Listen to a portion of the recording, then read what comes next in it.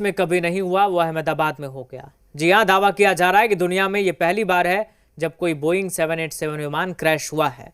Dream liner के नाम से जाने जाने वाले इस विमान मॉडल को बोइंग ने 14 साल पहले लॉन्च किया था।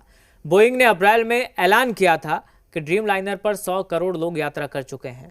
इस दौरान बोइंग 787 ने 50 लाख उड़ानें भरी है। फिर भी ये विमान कैसे हादसे का शिकार हुआ, बोइंग कंपनी खुद इसकी जांच का दावा कर रही है, लेकिन यह विमान जितना ताकतवर है उतना ही विवादों में भी रहा है।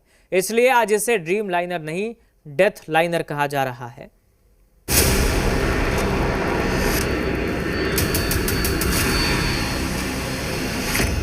वो विमान जो उड़ता ताबूत बन गया। अहमदाबाद से उड़ा एयर इंडिया का विमान हादसे का शिकार हुआ तो हर कोई जानना चाहता है कि आखिर ये विमान कौन सी कंपनी का था, कितना ताकतवर था, कैसे ये हादसे का शिकार हो गया, इसका नाम क्या था। देश हित में इस विमान का पूरा कच्चा चिट्ठा आपको बताएंगे। आखिर ये कैसे उड़ता ताबूत बन गया। आसमान में टेक ऑफ के बाद ये तस्वीरें एयर इंडिया की फ्लाइट AI-171 की हैं, जो चंद सेकंड बाद ही आग का गोला बन गई और लोग काल के गाल में समा गए।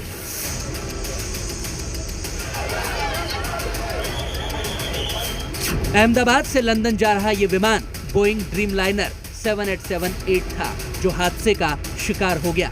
बोइंग एक अमेरिकी विमान कंपनी है जो इस तरह के डबल इंजन हवाई जहाज भी बनाती है। इस ड्रीम लाइनर विमान की कीमत करीब 2018 लाख करोड़ रुपए थी। एयर इंडिया के पास ये बोइंग ड्रीम लाइनर विमान करीब 12 साल पुराना था। दिसंबर 2013 में इस विमान ने पहली बार पैसेंजर फ्लाइट के तौर पर उड़ान भरी थी और 12 जून 2025 को इसकी आखिरी उड़ान साबित हुई, जिसमें कई लोग मारे गए। अपनी फ्यूल एफिशिएंसी और आरामदायक सफर के लिए जाना जाता है ड्रीम लाइनर विमान, लेकिन इसकी सेफ्टी को लेकर लगातार सवाल भी उठते रहे हैं। इसके विवाद बताएं, उससे पहले विमान के बारे में जान लीजिए। ये विमान 954 किलोमीटर प्रति घंटे की मैक्सिमम स्पीड के साथ उड़ान भर सकता है। ड्रीम लाइनर की उड़ान की रेंज 13,620 किलोमीटर से भी ज्यादा होती है। भारी भरकम इस हवाई जहाज में लंबी दूरी के लिए ईंधन क्षमता भी 1,26,000 लीटर से ज्यादा होती है। इसके अंदर 254 लोगों के बैठने की क्षमता होती है, यानी ये 250 से ज्यादा लोगों को अपने साथ उड़ान भर के ले जा सकता है। अहमदाबाद से लंदन जाने के दौरान भी एयर इंडिया की इस फ्लाइट में 242 लोग सवार थे, जो हादसे का शिकार हो गए। टेक्निकल बोले तो कंट्रोल सरफेस का कंप्यूटर सेटअप रिलेटेड इशू होगा। Obviously pilot will always try their level best to save their mission.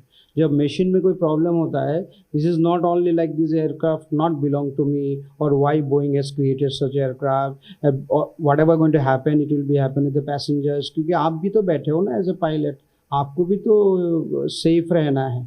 सो इसलिए they always try and we always try our level best. हादसे के बाद मलबा और ये भयानक मंजर बता रहा है कि ये विमान कितना बड़ा होता है। इसे समझने के लिए ये आंकड़े देखिए।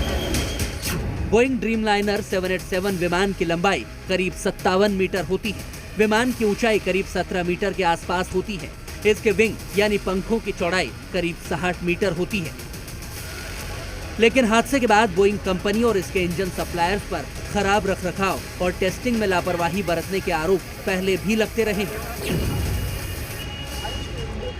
ऐसे ही कई विवाद और सवाल हैं जो एक दशक पहले से बोइंग के ड्रीम लाइनर विमान के साथ जुड़े हैं।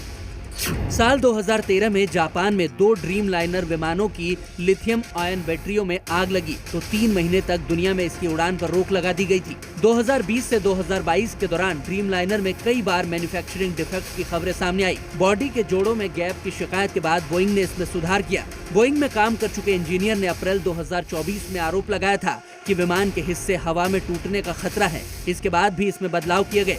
साल 2024 में ही जापान में तकनीकी खामी की वजह से हादसा हुआ तो इंजन फेल्योर और ऑयल लीकेज समेत कई टेक्निकल खामियों की शिकायत हुई थी। बोइंग में काम कर चुके जॉन बार्नेट ने 2024 में ड्रीम लाइनर की सेफ्टी पर कई गंभीर सवाल उठाए थे, लेकिन उनकी रहस्यमयी मौत हो गई। दावा किया जाता है कि बोइंग कंपनी विमान की सुरक्षा और ईंधन के खर्च को कम करने पर ज्यादा ध्यान देती है। क्या यही वजह है कि अहमदाबाद विमान हादसा हुआ? क्योंकि इस क्रैश ने बहुत गहरे जख्म दिए हैं। हवाई जहाज़ों में हमेशा दिक्कतें आती हैं और जब भी कोई इंजन ट्रबल्स आती हैं तो उनको कंपनी को रिपोर्ट किया जाता है और जैसे कि ये एक बार जापान में इसी जहाज़ पे दिक्कत आई थी, उन्होंने 1 साल तक ग्राउंड कर दिए थे ये हवाई जहाज़। जैसे ही बोइंग का ये विमान हादसे का शिकार हुआ तो कंपनी भी अलर्ट हो गई, लेकिन हादसे की खबर आते ही बोइंग के शेयरों की कीमत करीब 7% तक गिर गई, क्योंकि जमीन पर आग का गोला बनकर सिर्फ विमान नहीं गिरा है, बल्कि एक बार फिर बोइंग कंपनी